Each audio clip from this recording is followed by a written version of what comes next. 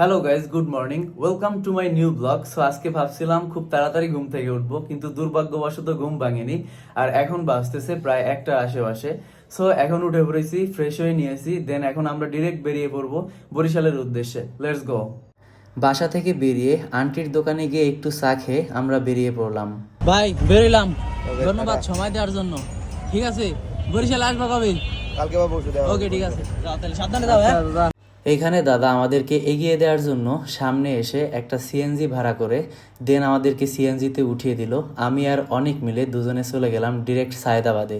সায়েদাবাদ আসার সাথে সাথে একটা বাস পেয়ে গেলাম, আর অনেক এইখান থেকে আমাকে বিদায় দিয়ে দেন অনেক চলে গেল তার নিজ গন্তব্যে, আর আমি ডিরেক্ট বাসে উঠে বসলাম। বাস অনেকক্ষণ চলার পরে ইফতারের সময় ঘনিয়ে আসছিল, তাই একটা স্টেশনে বাস ইফতারের জন্য বিরতি দিল। আমি নেমে ওইখান থেকে একটু কফি খেয়ে নিলাম। দেখলাম তার সাথে সাথে আজান দিয়ে দিয়েছে, সবাই ইফতার করতে ব্যস্ত।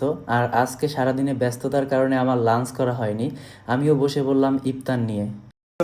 ডিরেক্ট 7:30টায় এসে আমি বাসার নিচে নামলাম অ্যান্ড চলে আসলাম বাসায়। আর এখন আবার আরেক জায়গার উদ্দেশ্যে আমাকে বেরিয়ে পড়তে হবে। সো এখন একটু ফ্রেশ হবো, চোখে মুখে পানি দিয়ে দেন আবার বেরিয়ে পড়বো। সো গাইজ, বাসায় এসে ফ্রেশ হয়ে এখন রেডি হয়ে নিলাম। এখন আবার বেরিয়ে পড়বো আমরা, একটা বিয়ে বাড়িতে ইনভাইটেশন আছে তার উদ্দেশ্যে। গাইস, এটা হচ্ছে কি আমাদের সাদাপুরি। সো অনেকদিন পরিটাকে বের করা হয়নি, তাই ভাবলাম আজকে একটু ঘোরাও হবে, প্লাস বিয়ে বাড়ি থেকে ঘুরে আসাও হবে। সো গাইজ, অনেক জার্নি করে এসেছি, শরীর খুবই ক্লান্ত, অ্যান্ড আমি আর আমাদের সাথে আছে জিল্লু ভাই। সো দুজন মিলে বেরিয়ে পড়লাম বিয়ে বাড়ির উদ্দেশ্যে।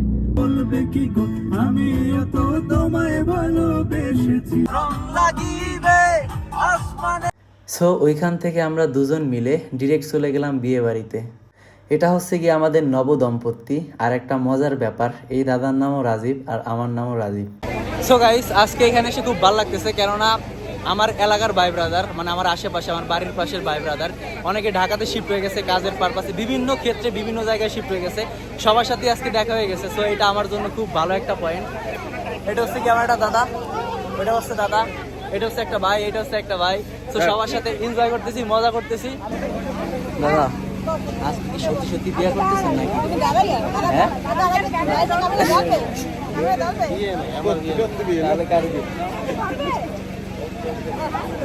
ভাই আপনি একটু পাবলিকের উদ্দেশ্যে কিছু বলেন, আমি নিউ ব্লগার, ফিউচার অফ ভবিষ্যৎ। দাদা, এর পরে সিরিয়াল তোমার, এখন তুমি বিয়ে করতেছো কবে এটা বলো। আমি করবো না। কেন করবে না? বাপের পাও দিন না। কেন? বাপ ভাই তুমি মেয়ে আছে যে তোমার দিয়া ধ্বংস, কে ধ্বংস? সব নষ্ট করে ফেলায়। তাহলে এই ভাই কি করতেছে? আর নষ্ট হয়ে যাবে কদিন পরে।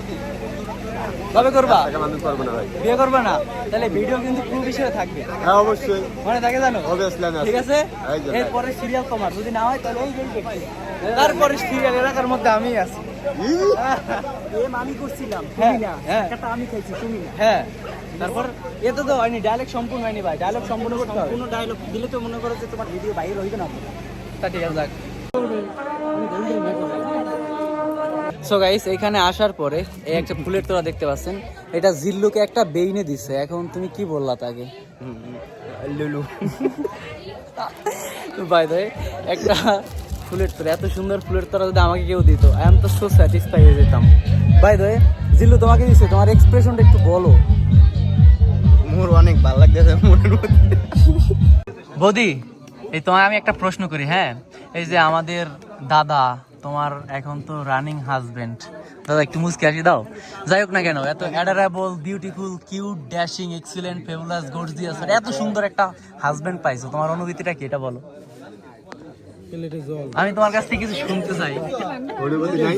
একটু কিছু বলো, অনুভূতি বাতাস তোমার একটু অনুভূতিটা বলো, শেয়ার করো। যাই হোক, বাই দ্য ওয়ে, বৌদি লজ্জা পাইতেছে। দাদা এবার তুমি একটু বলো, তোমার কাছ থেকে কিছু শুনতে চাই, তোমার বিয়ে করে কেমন লাগতেছে এখন? ফিলিংসলেস, এটা তো ভাই কি বলে, এটা অডিয়েন্সের জন্য মানে ভুংসুম বুঝাই দিতেছো, আসলে তো মনে মনে খুবই খুশি হইতেছো, তাই না?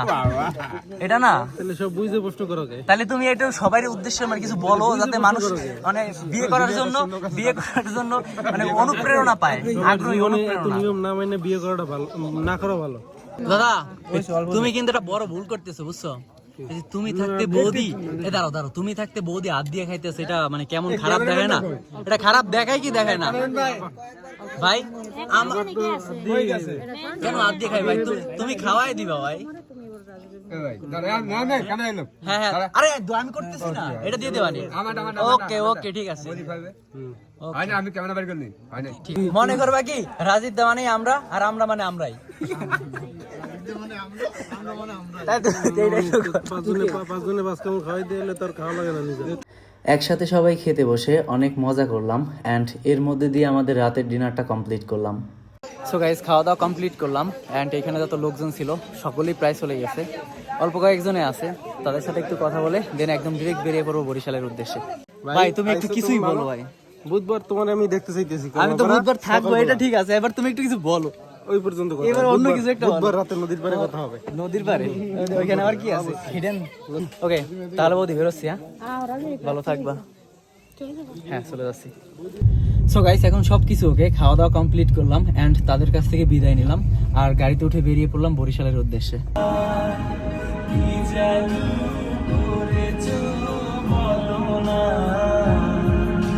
দেন আমরা ওইখান থেকে বেরিয়ে চলে আসলাম বরিশালে। সো গাইস, এখন বাজতেছে রাত্র 1:30 আর এখন বাসায় চলে আসলাম। একটু ফ্রেশ হয়ে একদম ডিরেক্ট ঘুমিয়ে পড়বো। সো গাইস, ফ্রেশ হওয়া কমপ্লিট, শরীর খুবই ক্লান্ত, এখন আমি স্লিপিং মোডে চলে যাব। একদম ডিরেক্ট ঢাকা থেকে এসে আমাকে বিয়েতে যাওয়া লাগছে। সো ভিডিওটা যারা শেষ পর্যন্ত দেখছেন, thank you so much for watching. Tata, good night, bye by.